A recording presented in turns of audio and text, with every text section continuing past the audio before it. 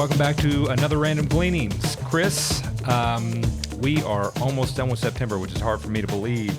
Indeed. But let's throw this first picture up. October is financial planning month. Time to plan. Yeah, I want to sit on that bench amongst that beautiful leaf fall, but here's some Cannonball Adderley. Yeah, I mean, for real, yeah. Autumn leaves. I do love this weather that we're coming into for sure. But as it pertains to planning topic this month, this week, we wanted to call attention to what October stands for and really just encourage you to pick something. Get your stuff together, man. Get it together. Get it together. Listen, I realize that it can be hard to do a full-on financial plan, but pick a budget, right? Or review your budget. Perhaps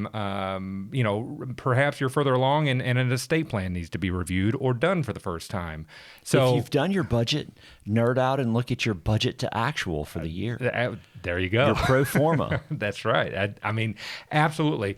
One way or another, utilize the 31 days in this month to move yourself forward as it pertains to your finances. Yeah, we'll talk some about qualified charitable distributions before year end that you need to be doing or your parents need to be doing if you have parents in their 70s. And we'll also talk some about Roth conversions later this month as well. Yeah, absolutely. So moving on. Seasonality is on the mind, and it's not only just October, but the remainder of the year. Tell us about what you got here. Yeah, so this is from our friends at Bespoke Investment Group, and listen, this is not any kind of guarantee of what's going to happen. Just this is seasonality, right? So this is percentage odds of more positive numbers. The higher the number, is closer to the best period of the year. So we're heading into the fourth quarter. The fourth quarter historically, not always, but quite often has been really good. And that's sort of picked up here in, the 3-month forward look from the last week of September on from our friends at Bespoke. But, I mean, there are others talking about this too. I mean, here's Ryan Dietrich talking about better times are nearly here is the name of his chart.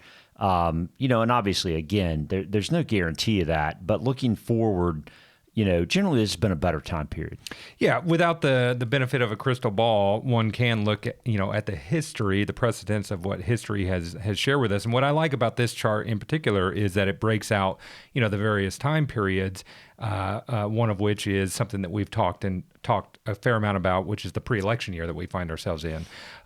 Those years broken out don't look as strong as the last 10 years do, but the December month certainly does for a pre-election year. So again, no promise of what happens this time around, right? But leaning into the strength of what history has borne out over these 3 months, has us a little bit more optimistic about what's to come. Yeah, and here's All-Star Chart's view of it. I mean, All-Star Charts is effectively saying, look, this is every year going back for 72 years. I mean, you can see September historically has not been the most positive month, and then fourth quarter has been among the best of the year.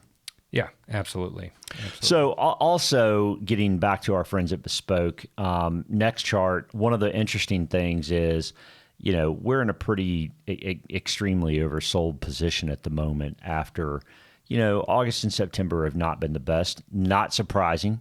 By the way, here's last year's chart at the same time. Hey, look, everything's extremely oversold at that point as well. So, it's not surprising to see things not looking the best. We are we're about a week and a half, 2 weeks from earnings season starting. We've got a GDP north of 3. Hey, guess what? Companies are making money on their cash. Did you know that? Yeah, this is interesting right here. Something that we both came across is what a company pays in their interest expenses, right? And if they have bonds outstanding, that's right. If they've which most corporations do have bonds outstanding. That's right. It's either to do a capital project or because they saw a little bit of the writing on the wall of rates going up and they just wanted to buffer their balance sheet. And certainly Microsoft is a well-managed company out there, and they did that. So the orange lines in this chart show their interest expense, and the blue lines show their interest income. one of these things has changed more dramatically than the other over the last year. Yeah, I mean, their interest expense is down over the last 5 years, and yet now their interest income has shot up to, over $900 million. And I mean, we looked on cash. I mean, there's somewhere between 20 billion and 30 billion in cash. I mean, it's pretty substantial. And they've got something to earn on that now. Right. So, again, I look at this and I think of a strong household being in a similar position. If they aren't looking to borrow money in this environment, well, what does it matter what the interest rate is? Right. In fact, it does matter, because if they've also got a strong cash position, they can make some money again. Yeah. That hasn't been available for a long time. And I mean, if there are any bargains that come along in the future, then, that would be obviously they'd have money to pay cash. That's right. So next chart, this is a comparison of the largest 10% of companies in the S&P 1500. So top 150 companies versus everybody else. And what you'll see is the bottom half is paying way more in interest expense than the top 10%. And way more than they were just a year and two ago. So really, anytime since probably back to 12. So it's been, it's kind of tough sledding for those folks at this point, and maybe explains a little bit about what's going on in this next chart, the dispersion between the performance this year of the Magnificent Seven is what it's been termed, the largest 7 companies in the S&P versus the remainder of the S&P 500. That's right. That's exactly right. I mean, the remainder of the S&P 500 is essentially flat, and you have 7 companies that have been up a fair amount. Of course, the question is, will that continue? Again, kind of going back to that chart, though, I mean, if your cost of capital is extraordinarily low, and now you're actually I mean, that was already budgeted, right? Like they had bonds outstanding, right? That was budgeted. I mean, so their cost of capital isn't increasing, it's decreasing. That's right. Or holding steady. And yet their interest rate is increasing based on the fact that, interest rates on the short end have been going up. So they're getting more interest income. So effectively what that means, I mean, they're kind of like,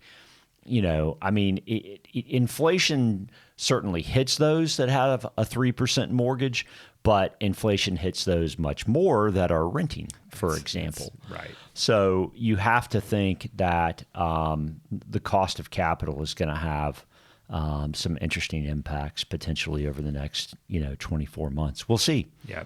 Yeah. But also interesting, the Fed has begun, it would appear when you compare their summary of economic projections, their SEP, which they put out quarterly, the dot plot where you expect interest rates to be, you're actually starting to see some consolidation there. You are. We've talked about how if you look out beyond the end of 23 and 24, there is an expectation that things stay higher for longer. But to your point, there has been, like you said, consolidation amongst the voting members, basically right where we are. Maybe the expectation is maybe one more hike amongst that group.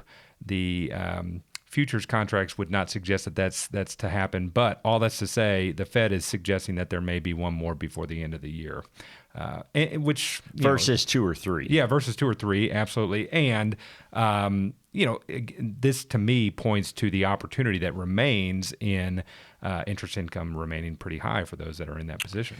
Yeah, it also points to the fact that they're beginning to coalesce around the notion that they're pretty close to done. Sure. Yep. And so that's going to be interesting to see how it plays out. The longer end of the bond market is starting to move out or up, which would imply values go down when you when you have longer term bonds. There's a point at which that'll stop, but we don't seem to quite be there just yet. It's going to be interesting to see. So something that you said probably more than a year ago now, remain in the shallow end of the pool right now as far as bonds are concerned. I mean, we're hearing more about getting out into deeper waters, and that's fine. I mean, that's probably going to be right at some point in the next 6 to 12 months. But in the near run, looking at different time periods, it doesn't seem to quite be there just yet. So we'll see. Yeah. All right, I'm still finishing up billions. What are you watching? So the missus and I took a lot of flack for my Virgin River. You did indeed comment last week. So I'm back to a more manly and sports oriented show. Welcome to Wrexham is awesome. Okay. Awesome. It is. These two knuckleheads, Ryan Reynolds and Rob McElhaney, both Hollywood guys, have bought a team in Wales, as a matter of fact, one of the oldest sports teams still in existence, a soccer team over there. And they have been lousy for a long time. And these guys are putting their money where their mouth is and really investing in this team. And it's Ted Lasso real life, man. Really? It's really cool. It's really cool. So it gets into the whole relegation and promotion of English soccer. I mean, it's very cool. And I could see some of the benefit of that happening in sports leagues over here, to be honest with you. Is there a Roy or no? Is there a Roy character? No real Roy character. But you do get to know, some of the individual characters, both on the team and within the community, which they're a big player in kind of rejuvenating this town of Wrexham. It's a feel-good story. Cool. Language isn't always the best, but similar to Ted Lasso in that regard as well. But it is fantastic. I'd highly recommend it. We'll check it out. Yeah, absolutely. Hey, thanks as always for watching. We're grateful to you. Please do click the subscribe button if you want to. We hope you do. And also click the bell if you want to be notified when we post. Please feel free to share with a friend, as always. We're trying to talk about stuff that's relevant and timely. So by all means, plenty to know about what's going on out there. Thanks as always. We'll talk to you soon.